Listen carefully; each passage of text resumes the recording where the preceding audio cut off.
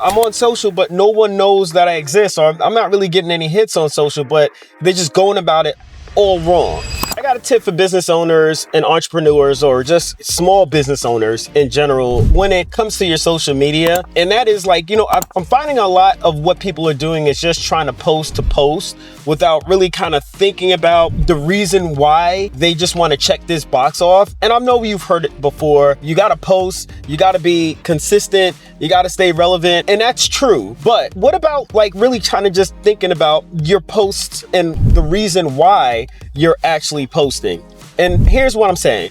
So a lot of times, maybe some small business owners just want to hop on a trend. That's okay. There's nothing wrong with that.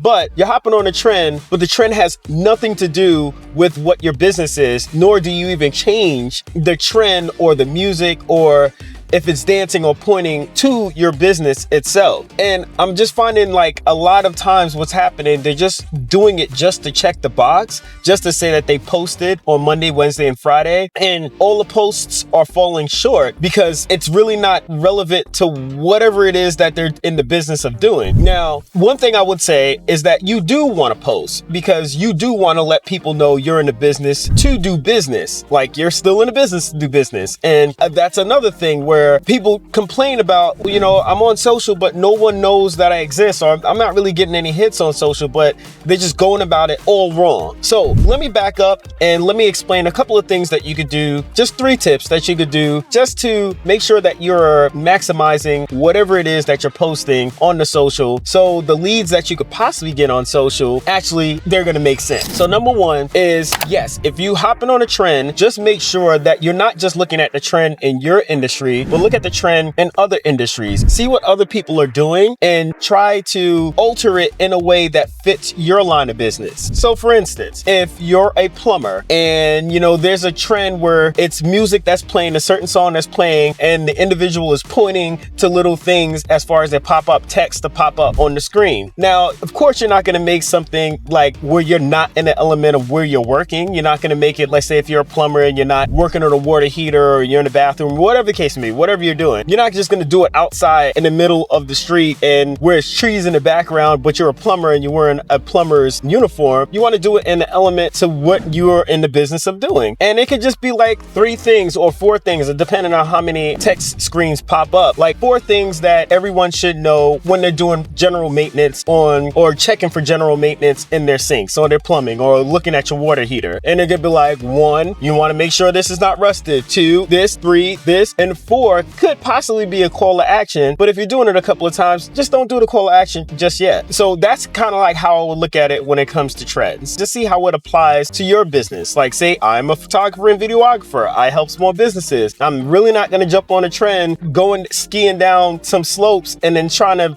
piece in how you can be the best skier that is possible, because it has nothing to do with my line of business. It just does not. The second thing that I would say is post and kind of like just look to see how it's doing, rather than just, filling up a content calendar, which I'm guilty of doing as well. But instead of really filling up that content calendar, like really kind of like check to see how your posts are doing, and just check the cadence or check the temperature and what's working. And okay, hey, this worked, so let's try to do more of this. Because what I'm finding, and this again is just information that I'm finding out now, and as I'm going on and working with different clients and such like that, and helping people when it comes down to the social media piece, or just producing content, just making content, is that we may batch a whole bunch of stuff and then we may put it up, but then we then check to see like, that didn't really do what I thought it was going to do. You're already 20 videos in and you're kind of like stuck to the fact of where you have to actually post this now because you've taken the time and effort to do it, and it's 20 videos in and you really don't have time to do anything. So I think just before you batch, like really check to see what's working, and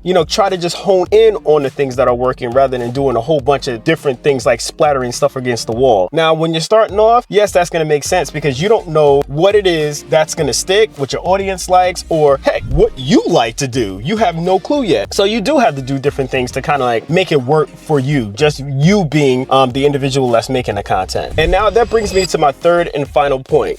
Now, if you're a business owner, a lot of times you may think that the things that you are doing or the things that you're involved in on a daily basis, that no one cares. And that is far from the truth. You will be surprised how many people actually want to see the things that you do on a daily basis, because that in turn will give them some insight into what you do on a daily basis. So if you're a business owner, you're trying to get more clients in, you're trying to attract people to, do things as far as like, book you for services. So what you want to do is just really just kind of like pay attention to what it is that, like for me, what it is that I'm editing, what it is that I am using on a daily basis if I'm out shooting, or what it is that I am telling clients when I get them on the phone, because these are real and legitimate conversations that I'm having. Like, what is it that I'm saying to them? I may not be able to give all the information or give the client's voice or have the client's voice playing. No, I don't want to do that, because it could be some proprietary information that they're sharing with me. I don't want to give that. But what is it that I'm telling the client on the phone, like straight off the cuff, right now, real and raw, this is what it is. Like, what is that? What does that equal out to be? And then, record that and then put that up, because you will be surprised on so many clients just want to know, hey, I'm just curious to know what he would do in this situation versus that situation, or what would he do if he was presented with this scenario versus that scenario. And then, I honestly, to be honest, book you based off that. I was like, I really like the way he's answering these questions, and it's straight off the cuff. It's not, how can I say, it's not scripted. It's something that he's answering. He asked the question, he's answering it immediately. So, things like that, especially whatever space that you're in, you'll be surprised that people out there that's looking for you right now, and they just want to know that you're there. They want to know that, again, that you're in a business to do business. I can't stress it enough how many times that people have found me based off the posts that I'm making from behind the scenes that I'm shooting. Yeah, it may not go viral, and that's one thing that we also have to keep out of my mind. This is a bonus tip. Again, virality is awesome. It is amazing, because when things go viral, you have more eyes on a piece of content that then leads to you, especially in the business sense. I'm not saying that you just want to go viral because you want to be famous, you want to be insta famous. I'm not saying that. If you have a product or service and you have a post that goes viral, it's just putting more eyes onto you as a business. As long as you have a product or service that it would eventually trickle down to, that's what makes complete sense. Now, not everything is going to go viral. Not everything is going to get a ton of likes. It's just not, it's just the nature of the beast. It's not going to happen. You have to detach yourself from everything that you post, having an emotional attachment to that as a business owner. But what it is doing is letting eventually the people who want to see you, but they're not ready to buy from you, just letting you know, letting them know, hey, I'm still here. Hey, I'm still here. Hey, when you're ready, I'm still here. That's what all the posts that you're doing and the touches that you're making. You don't have to ask for something every single time. No, I wouldn't suggest that, because after a while, they go, man, every time I see him or see her, she always asks for something. But you would give something, knowledge based off your topic or based off the industry that you're in, to give them a little bit of information as far as like, wow, I didn't know that. That's really good to know. Something that they keep in back in their mind. Or if they can't do it themselves, like say, for instance, if you're a plumber and you're saying, hey, when you're attaching these two joints, just make sure you use this plumber's putty. And this one I recommend, because this one is really not that great, but just still showing them. But there are always going to be some people who just can't do it themselves. So they just don't have the time to do it. They just don't want to do it, So that is my piece of advice to everyone. It is overall arch is just to make sure that you are posting based off things that make sense within your industry, but looking to different industries for inspiration if you're posting something based off a trend. And also, when you're posting, you're actually posting to show people that you are still in the business to do business. And you're not just posting just to check it off a box and just say, well, I've been posting every day for the last 30 days, but you're posting about the most random things, and it's actually insane. I want to say one other thing. It is like jumping on a trend, for instance, on TikTok. If you're jumping on a trend and it's like something called like the follower trend, and hey, everybody's doing the same voiceovers, and hey TikTok, I wanted to post this video. Hopefully this gets a following. If not, we'll see. But it's like everybody's doing it, and you're getting views, and you're getting likes, and you're getting shares, and you're getting saves based off that, or the teamwork trend that was out there at a while. But even when I was looking into that, just